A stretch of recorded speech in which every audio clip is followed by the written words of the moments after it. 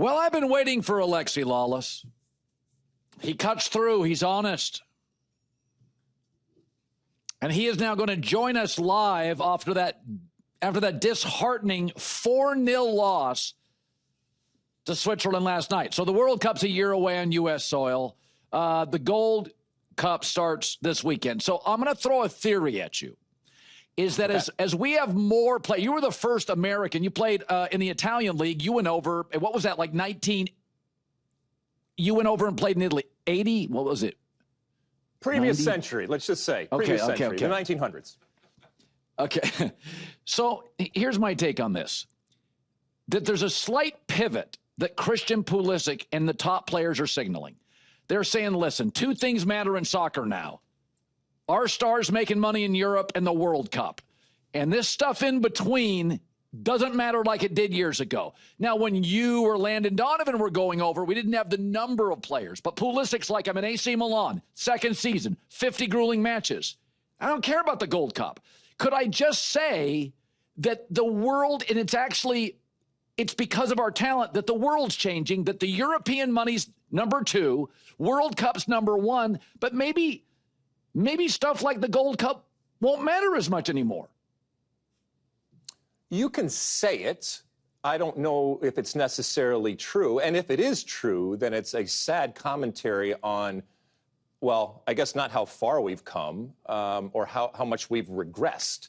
Because, I still look out and I see whether it's a Messi or a Cristiano Ronaldo. And I know they play in it's a different context in terms of where they play and the teams that they play for. But, and I try so hard, Colin, not to grumpy old man this thing.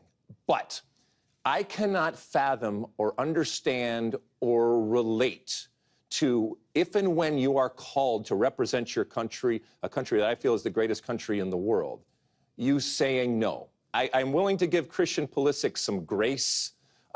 If he needs rest, that's fine. I will remind Christian and anybody else out there, last time I was 100%, I was 10 years old.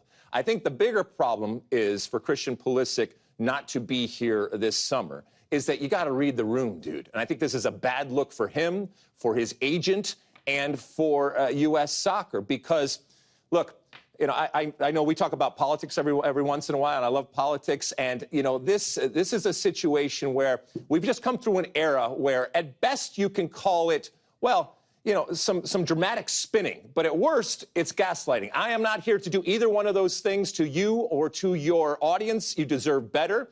And the truth is, right now, this is a team, the U.S. men's national team, that is looked upon with criticism. There is plenty of angst associated with it. And I think the worst part is that there is apathy associated to this team. And so in this moment, when you have a chance, yes, it's the Gold Cup, to come in, to represent this country, and to kind of set the course in a much more positive type of way and create some momentum that you need, by the way, a year before a home World Cup, you say no, that's a bad look for him. How about this? Is that though we have a group of 5 or 6 elite players all overseas playing well, right? That our talent pool is not as deep as, countries that in the Netherlands. It could be Colombia. It could be Spain. We're not as deep as France or as Italy.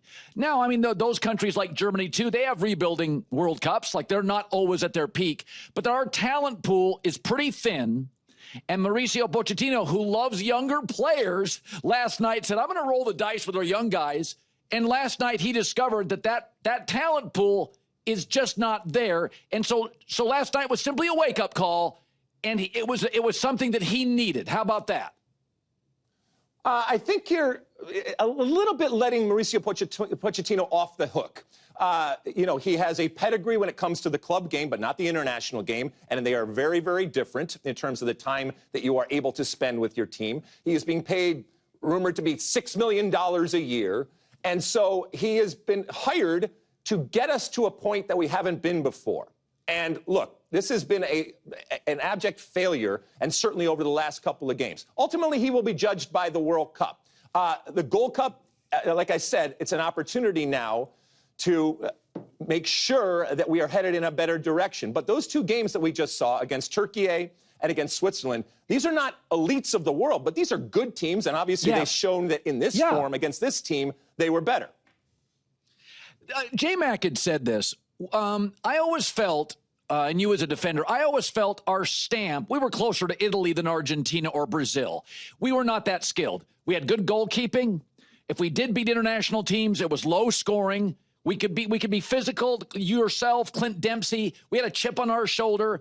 But we were defense first. We knew we weren't Argentina. We knew we weren't Brazil or the Netherlands. We knew that. And so there was a certain style and skill level that dictated that.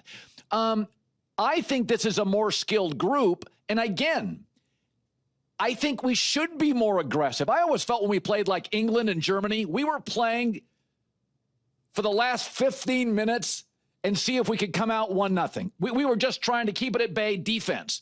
Should we be more aggressive? And because that is Mauricio's history. He likes young players and he is aggressive. Because J-Mac said this during the break, he goes, what are we? Every good team in every sport is something. What are we right now with USA Soccer? So we are representative of a country that is completely unique relative to almost all of the rest of the world.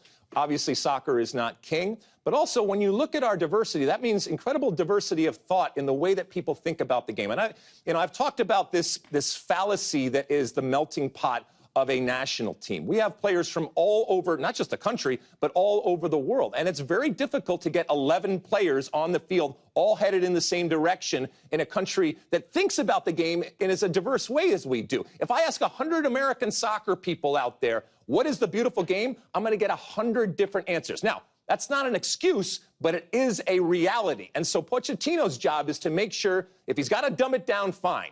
But whatever it is, either you're on board or you aren't. And I cannot tell you the amount of people that have come up to me and said, you know what? I will take a less talented U.S. men's national team at this point, as long as they show some of that traditional spirit and fight, and they make us proud by what they're doing. You know, the Supreme Court tried to define obscenity many, many years ago, and they said, we can't do that, but we know it when we see it. American soccer fans, they know it when they see it, and they have yet to see it with this group, and that is concerning a year out from the World Cup. Like I said, if you had asked me back in 1994 what we would look like on 2025, a year before the 2026 World Cup, the Men's World Cup returning to the U.S., this is not what I have envisioned back then. So we got to get ourselves in order on the field and to a certain extent off the field, because this is coming down the pike. And it is coming fast, and it behooves us to make sure that this is a wonderful advertisement to the world in what we do on the field and what we do off the field. When Pulisic decided not to play, now I would defend him in that he's played 50 match seasons with AC Milan. That's rigorous soccer. And he just said, man, I need a break here. I don't love it, but I get the explanation. Tyler Adams is truly hurt. That's fine. But did Pulisic send a message? Could I read into that? I'm not sure if he loves this new coach. I always thought he and Berhalter got along. I thought the players liked Berhalter. Now, Gio Reyna, we know about that situation. But is Pulisic sending a message to me that he doesn't necessarily love the guy that replaced Berhalter? Or am I overstating just he's fatigued? No, I do think that he generally thinks that he is fatigued, and he generally thinks that this is going to help him. But look, if the herd was in crisis, right, they came to you and said, listen, we don't know if we're going to continue on with this thing. You got a week to prove to us that you deserve for us to continue on. And you said, you know what, I got a vacation scheduled, so I'm just going to bring in whoever, but everybody else has to come in and work. That would look bad, and you would look bad in the process. And I would think, if this really means something to you, that you would move heaven and earth to be there to try to set this right. Now, does it mean that it's all going to go great? No, but at least you are there in the trenches in the most important moment before this World Cup, helping this team. So, yeah, I mean, look, Christian Pulisic is going to be fine. He's a big boy, all right? He's going to take his licks right now publicly, which is fine. He may hit back. I don't know. And I think he's going to be there next summer. And maybe in a strange way, this puts the burden, if you will, or the onus on Christian Pulisic to bring it, because he's rested and we are going to expect more. Fine, Christian, you got to take the summer of 2025 off. That means that when you come in the summer of 2026, you live up to the hype, which he has, to be fair to him, but you are the best player on the field, and you are a leader on and off the field that takes us into a territory that we haven't been before. Finally, what will satisfy you in the Gold Cup starting this weekend? What will you be, they come out of it, they're not going to win it, but what would satisfy you if they didn't win it? Oh, no, I'm still expecting them to win it. I don't. This is still the Gold Cup. You can't have it both ways, okay? You can't tell me that the Gold Cup is a lesser tournament and when it comes to competition, and okay, relative to the World Cup, fine. But then when we get to the to this Gold Cup, even with the talent that we have, as poorly as they played in the last 2 games, that you shouldn't expect them to win it. Are they the favorites? No, but I expect them to rise to the occasion. They hear everything that is being said right now, all right? And I hope they take it to heart, okay? And it's nothing, believe me, it's nothing compared to other teams around the world when they falter right now. So whether it's Mauricio Pochettino and some of the heat that he's coming in for, or whether it's this group of players that are there or the group of players that aren't there, I hope you hear it, and I hope you react. We shouldn't have to do that, but I hope that it does light a fire under their asses, and they bring it when it comes to the Gold Cup, and then obviously for the next year, and then that magic happens next summer. But they got a long way to go. Alexi Lalas, cutting through his O's, my friend. Maybe I'm just getting too worked up. Maybe I care too much. That's my problem. I care too much. You never care too much. One cannot care too much, my friend. You're a lover, not a fighter. I know. That's right. Exactly. Alexi Lalas, Fox Sports soccer analyst.